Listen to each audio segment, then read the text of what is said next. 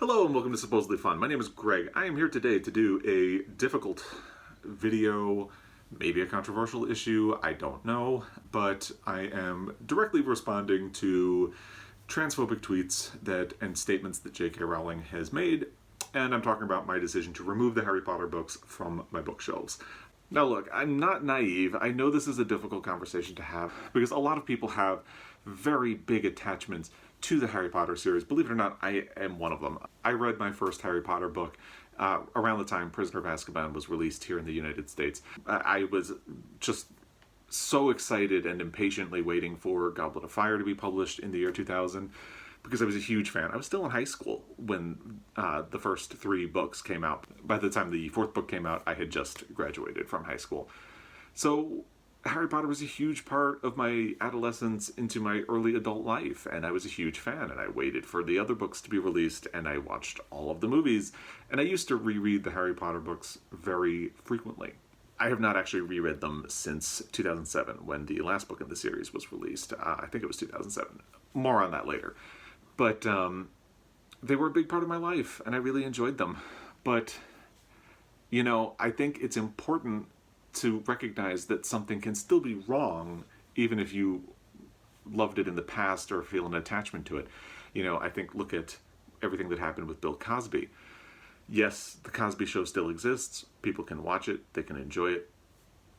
But we should acknowledge Bill Cosby did some really bad things. And, maybe that's a separate conversation. But the point is, we need to hold people we dislike to account, and we also need to hold people we love to account. And I struggled with the J.K. Rowling thing because at first people would, she did like one or two problematic things, and I was kind of like, oh, but she does so much for XYZ, it's fine. And then she kind of did a couple of other problematic things, and it was like, well, it's a little weird, but she's still a good person. And then she kept doing more. And here's another thing that has really come to bother me about J.K. Rowling. So after the series was over, she announced that Dumbledore is gay, which at the time people kind of called out even then, well, isn't it a little weird to do that after the fact? And my thing was, even though it's after the fact, it's really cool that she did it. And here's where it really veered into being problematic, because now she's writing screenplays for Fantastic Beasts movies, which are set in the time period when Dumbledore was supposed to be in love with a man, and yet she has denied. I did not see the second Fantastic Beasts movie because, let's be honest, I didn't like the first one. And from what I've heard about the second one, Dumbledore is in it. It's very much about the person he was in love with, and yet it does not have anything to do with that. So you don't get points for LGBTQ representation when you are not actually going to have LGBTQ representation. It doesn't mean anything if it's not there. And that's problematic too. That's something that we need to call out.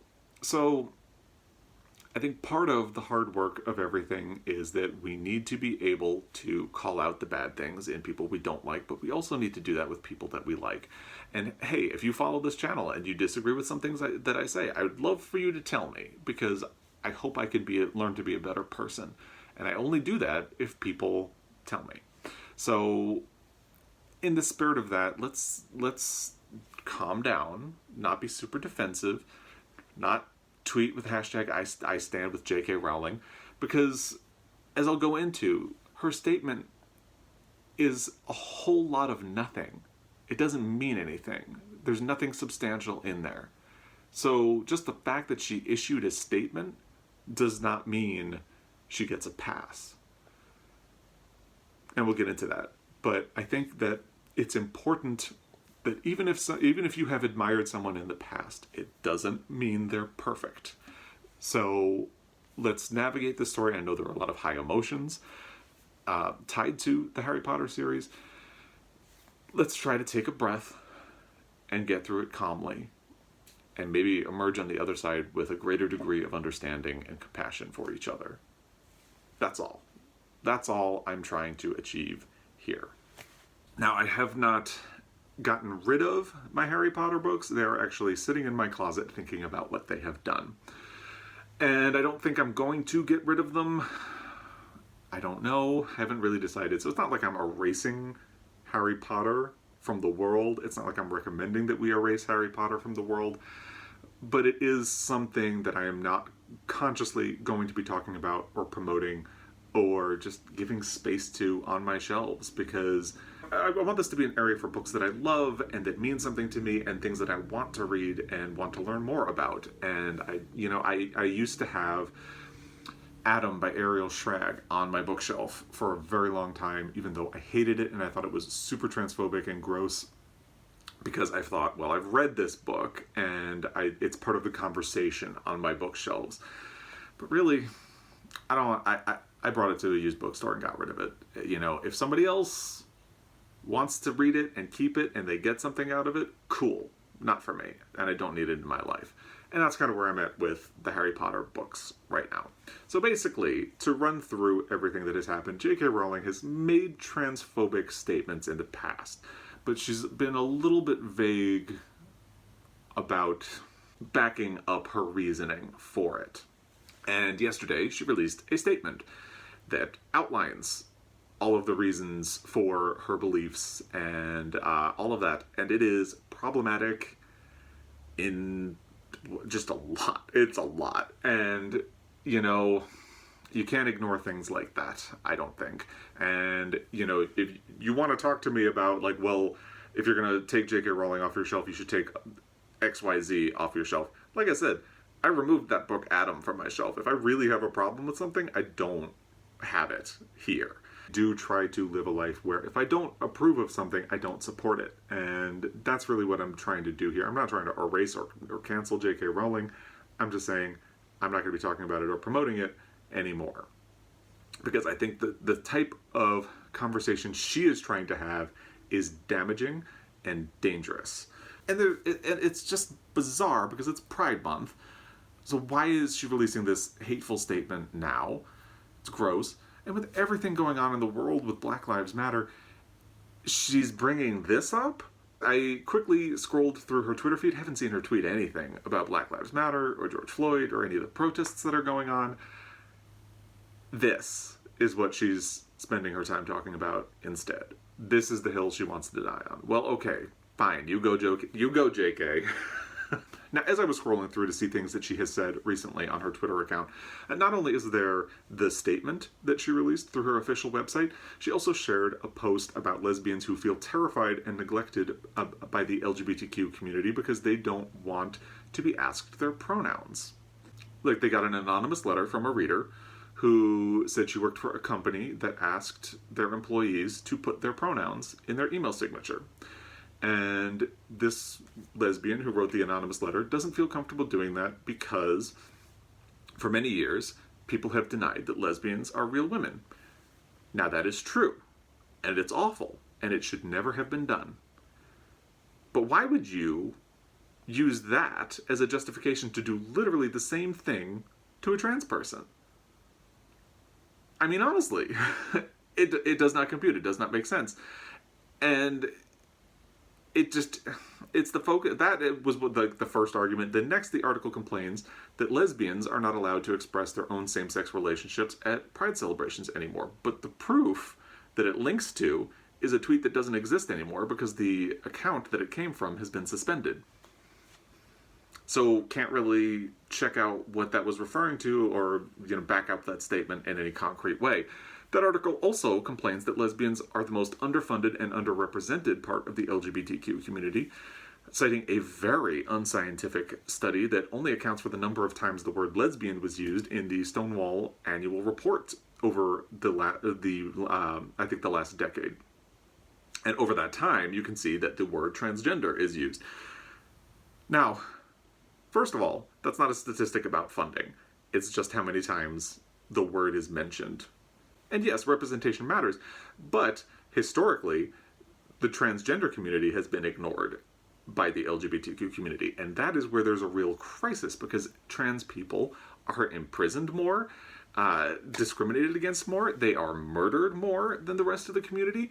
So it seems unfair to complain that they have been mentioned more in, say, an annual report, because that's where the crisis is, and that's where a lot of controversy is, like bathroom bills and things like that, that are actively targeting the transgender community. To me, it's kind of like complaining, hey, why is no one mentioning white people in all of this coverage about George Floyd? No, just that's not the conversation. And yes, we're all capable of multitasking and thinking about more than one thing at a time, but come on, we have to focus on what the big problems are. If there's a fire in the kitchen, you don't worry about a stain on the living room floor. I'm going to be full of weird metaphors and things like that throughout this whole thing. Please bear with me. The next link that they use to back up their point that lesbians are being misrepresented and underfunded is a link to another article on the same website, which is also super not scientific. You know, it's like me making an outrageous claim and then saying, oh, if you want proof, remember how I said the exact same thing in a video last week?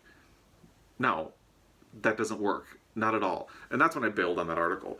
So I didn't read the rest of it. I can't speak to the rest of its veracity, but I think this is important because this is the kind of thinking and the kind of specious reasoning that J.K. Rowling is using to denigrate the trans community, and she needs to be called out for that. And there should be some real accountability for it, because that's wrong. Everything in that article is wrong. The thinking is like broken. And this is the kind of thing she's using as a justification. Going to her statement, one of the first things that she says is that she wanted to educate herself more about the transgender community, so she was doing some research. And as she was taking screenshots of things on her phone so she could look back at them later and think about them a little more. And as she was taking a screenshot, she accidentally liked something from somebody who is seen as transphobic.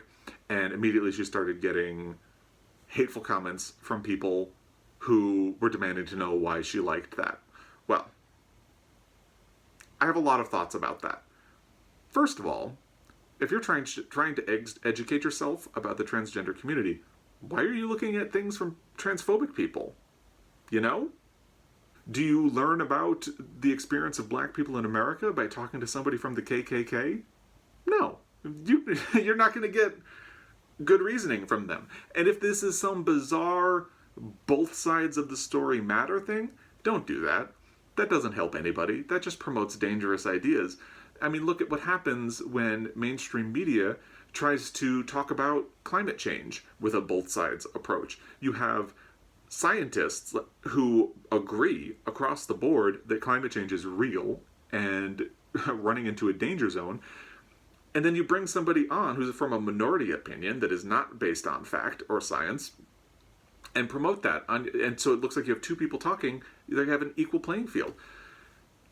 Maybe just don't. And it's the same thing happens with the anti-vax movement. Scientists agree there really isn't much of a danger, and it's better for everybody if you get vaccinated. But then you put out the point of view that no, it's dangerous, and things like that. Then you're giving credence to something that doesn't actually matter, that isn't based on science or fact. So why would that be your approach? It just does not make sense at all. The second issue I have with that part of her statement is, if you liked that comment by accident and people immediately started calling you out for it, just explain yourself. Why wouldn't you just say, oh, sorry, it was an accident? Instead, she was silent for years, continued to do things just like that. And so if it was an accident that one time, what about the other times you liked statements from transphobic people? Was it an accident every time and you just chose not to explain that to people? It doesn't make sense. And then in the next part of the statement, she says that she is a former teacher and she's concerned about the welfare of children. And stop right there. I'm going to have a rage stroke, because I'm sorry, are trans people hurting children in schools or on playgrounds around the country and the world? This is the same type of thinking that was used to get gay people fired from their jobs historically. And I just finished watching Mrs. America on Hulu. And one of the things that the Stop ERA people keep saying is that they don't want perverts teaching their children in school. It's a dangerous, untrue line of thinking that makes people think that if you are gay, lesbian, bisexual, transgender, questioning, what have you, that you are dangerous and perverted.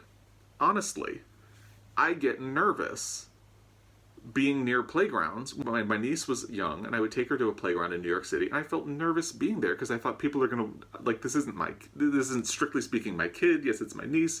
People are going to question my motivation for being here. That is the lasting damage of statements like that.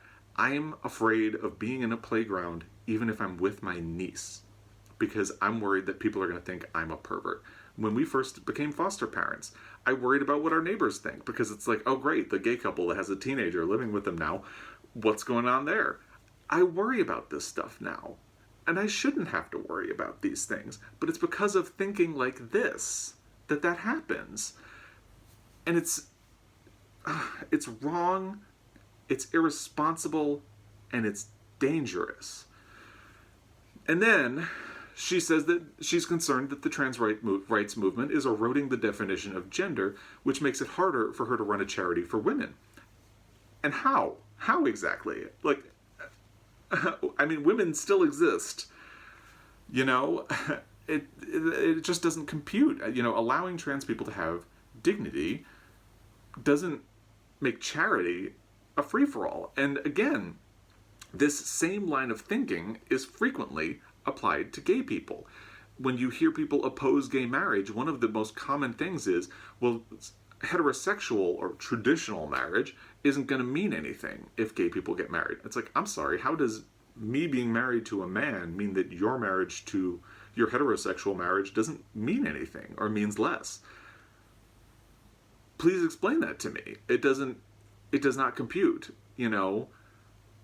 It's not erasure either. Like, me being able to have a husband does not erase the concept of marriage completely. Marriage very much still exists. Allowing a transgender person to come out and live their true identity does not erase other identities.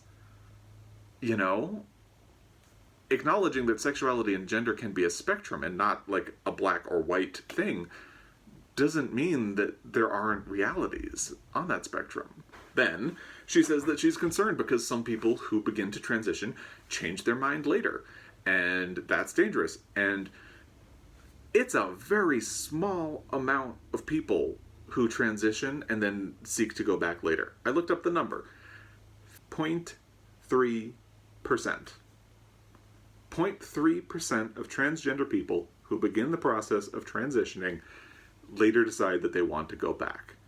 So she is saying that because 0.3% change their mind, 99.7% of transgender people should not have dignity, should not be allowed to transition, or any of that.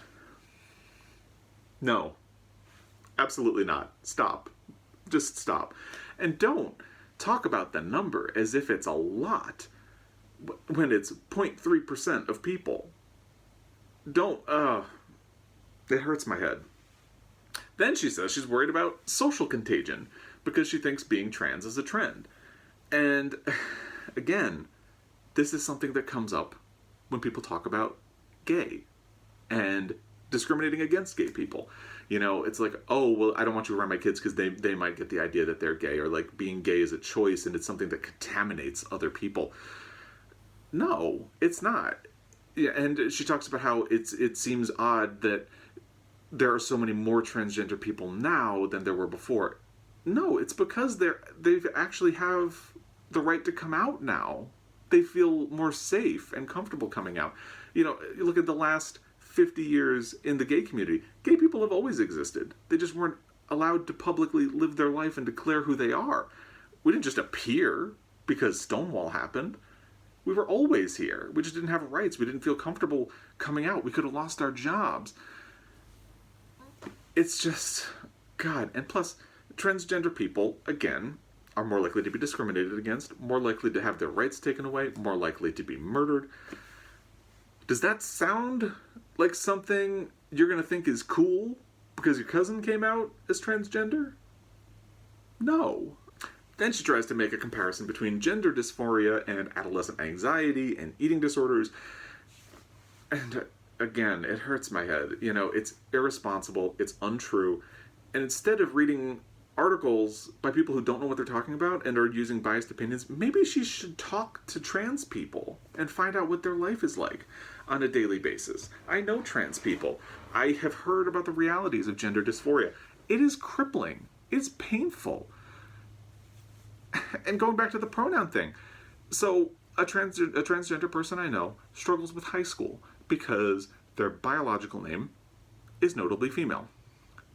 Their gender on their transcript is female. They identify as male. They are male. But they are terrified in school all the time because when attendance is called, their biological name comes up. Teachers can call them their preferred name, but because the biological name, the name they were given at birth, is still their legal name, that's what it is. And they're not allowed to change their gender on their records right now. So it's painful. And then you think about taking like a gym class with dysphoria. God, I wouldn't wish that on anybody. It's real. And it's painful. It's psychologically scarring for kids who go through it. And God, expressing worry that she might have been like suckered into thinking that she is transgender as well because she had an eating disorder, and it's like, I'm sorry, wait. What? It doesn't make sense. I mean, eating disorders are real, that kind of anxiety is real, but so is gender dysphoria. And like, I don't even know how to make an argument against that idea because it's just ignorant. And like I said, it denies an entire experience of the world. And it's just irresponsible. And a best-selling author with J.K. Rowling's stature and her platform to be spreading these ideas to people and pretending that they are logical and reasonable is not right. It is not right. And so I removed the Harry Potter books from my bookshelf. But here's another thing.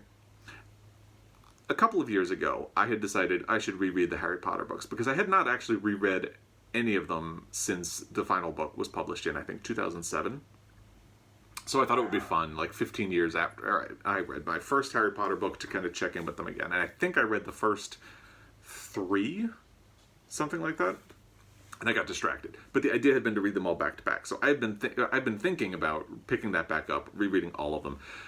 But here's the thing. When I was rereading them, there are problematic things in the book themselves. First of all, the first book in particular has a lot of plot holes and really bad structure. And yes, it's a children's book, but at the same time, it's kind of appalling how many plot holes there are. But that's a whole other thing. The other thing that was really bothering me as I was going through the series is that it seems to prize a type of heroism that I don't subscribe to, and that I think is kind of wrong to promote as well. Because Harry and his friends typically go rogue, and that's supposed to show how brave they are. But sometimes, because they do it about everything, are they being brave, or are they being jerks? And my example for this is at the beginning of Harry Potter and the Chamber of Secrets. Harry is staying with Ron's family. They are going to platform 9 3/4 to go to Hogwarts, and Harry and Ron are blocked from going through the secret passage to the platform to catch the train. They panic and steal Ron's father's car, which flies, to follow the train so they can get to Hogwarts. And when they get there, they crash the car into the Whomping Willow and find out that all along the way, people could see the flying car. Ron's father, is nearly fired from his job, but everything's fine. There's a sort of ends justify the means brand of heroism, when here's the reality. They couldn't get onto the platform. Ron's parents were on the platform. If he didn't show up to get on the train, one of them would probably come back out and say, hey, what's going on? Why are you not getting on the train? Or if they didn't notice that they didn't arrive, they'd be going back to the car at some point. All Harry and Ron needed to do was wait for Ron's parents to come back and say, hey, this is really bizarre. We can't get through the passage. Can you help us get to Hogwarts? And everything would have been fine.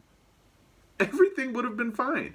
Instead, they almost get Ron's father fired, which would have ruined the family.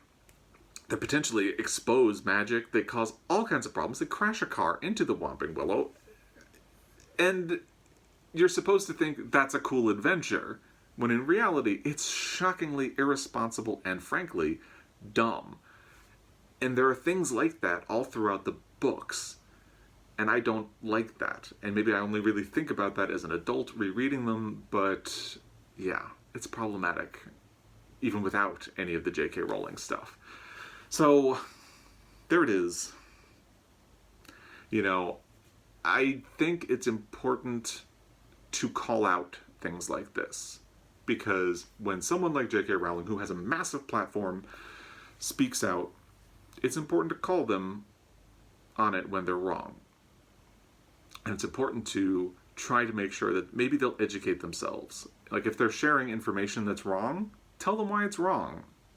Maybe they'll learn better. Maybe she'll come back or come up with some actual facts that aren't based in a history of homophobia, transphobia, and any number of problematic things. By the way, a lot of these arguments were also used against people of color historically.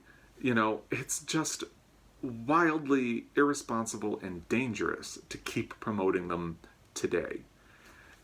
So I'd love to hear what you think about this whole thing. You know, if you think I'm crazy, I'm sure you will tell me. I'm sure you will tell me. If you think I'm right, tell me that as well. Maybe I'll need to hear it. And I'd love to hear what you are thinking about in terms of, like, are you going to keep your Harry Potter books? Are you going to watch the movies or anything like that? And are you going to donate to the transgender community? I will put a couple of links down below with some ideas. It is Pride Month. The transgender community needs our support, not our hate. So please, if you are unfamiliar with transgender rights and transgender issues, please educate yourself and don't do what J.K. Rowling did and go to transphobic people to teach you. Anyway, that's my headache for the week. Or one of my headaches for the week. There's a lot. There is a lot to have a headache about right now. I'm gonna watch some Tabitha Brown videos, try to get some Zen back in my life. And anyway, if you've watched and really considered some of the things that I've talked about, I really appreciate that. If you think I'm wrong about any of this stuff, you know, please politely let me know. I'm always open to feedback. I think everybody is always learning. Hopefully this is part of J.K. Rowling's learning experience. We'll see. That remains to be determined. But anyway, thank you for your time. It is very much appreciated. Support LGBTQ rights, support the trans community, and I will be back. Until next time, happy reading.